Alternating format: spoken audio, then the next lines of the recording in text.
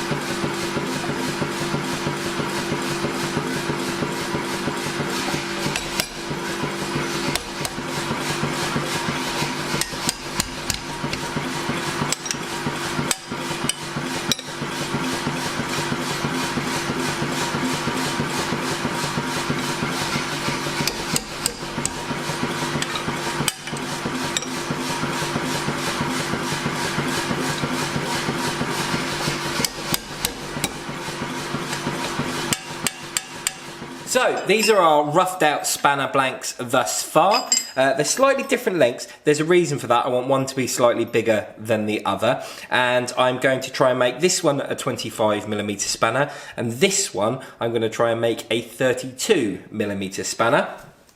Now to do that, I'm going to need to make some hexagon drifts. This one is a 19, and I've got myself another piece of 4140. Going to chuck that in the fire, and then we're going to draw that out into a circle, into a cylinder. Then once it's a cylinder, I'll show you a really nice little trick that I was showing in order to make hexagons.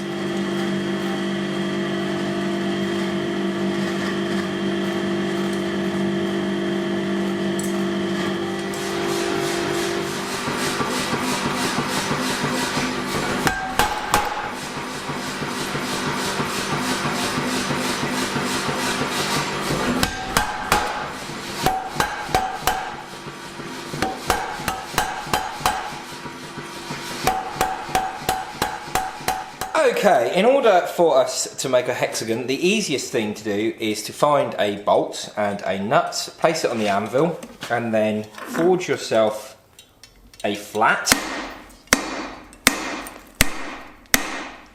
And once you have your flat, then you're going to turn that so that it lines up with one of the other flats, so this one here. And then I'm going to hold that on the anvil. And I've got another flat, and then I'm going to turn that flat. I'm going to match it up with the flat that I have. I've just put that flat in. I'm going to match it up with the flat on that nut. Like so, and then I'm going to turn that and match that up with that one.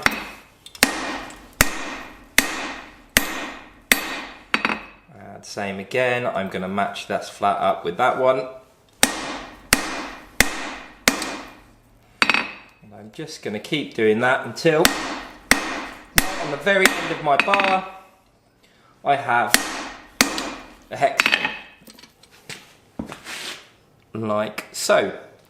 I'm now going to get this all hot again. I'm going to pop it under the power hammer. I'm going to take it down to 32.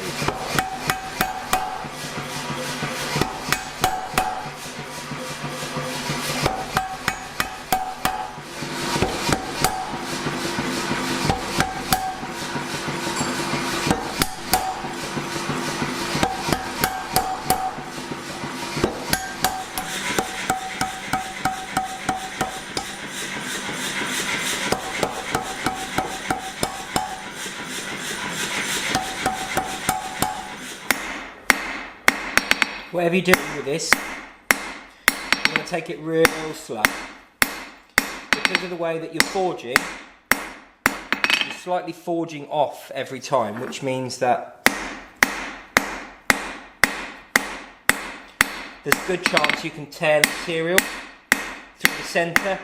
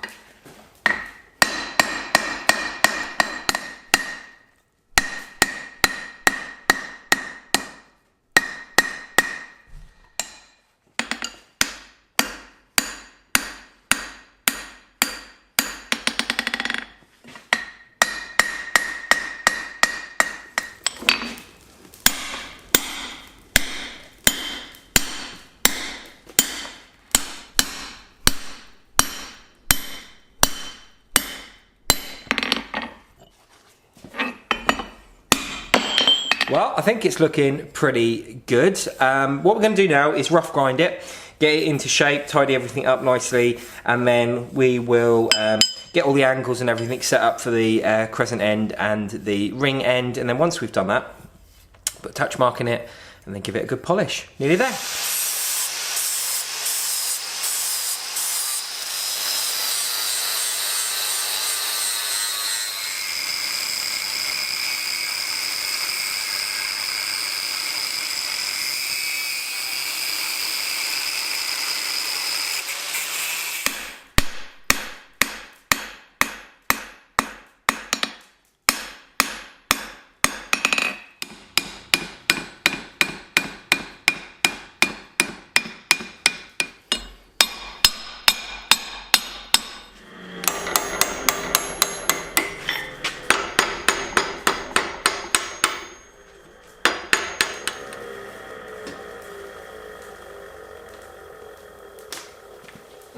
No.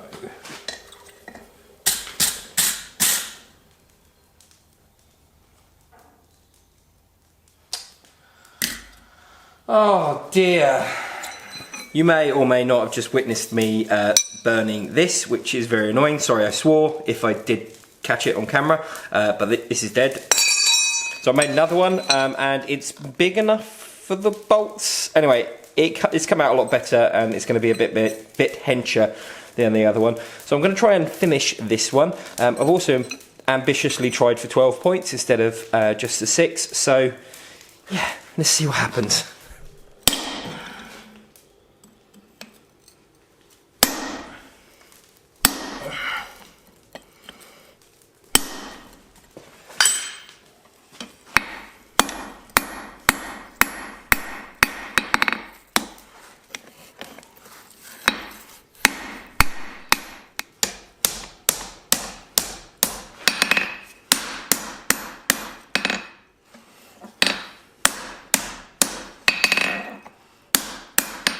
What a ruddy palaver that was. We've got a spanner though now. It's been quite difficult to get to this stage for some reason.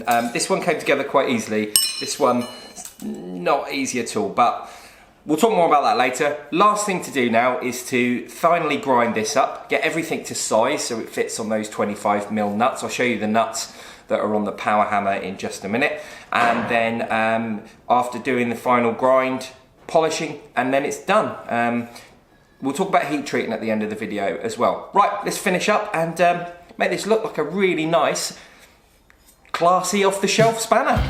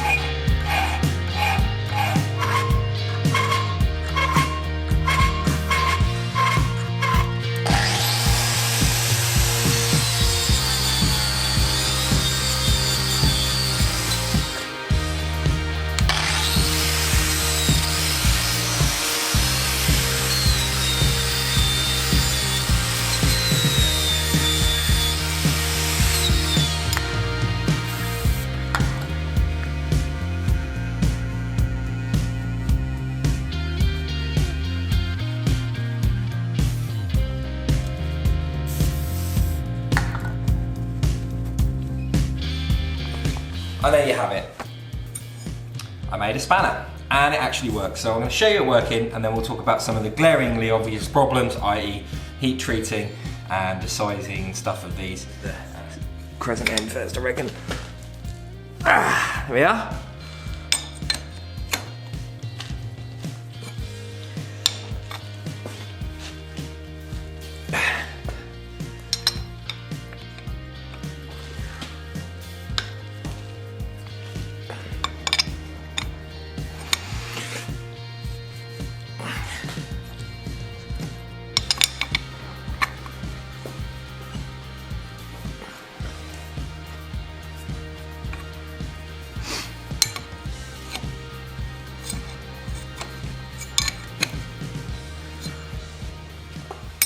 Heat treating.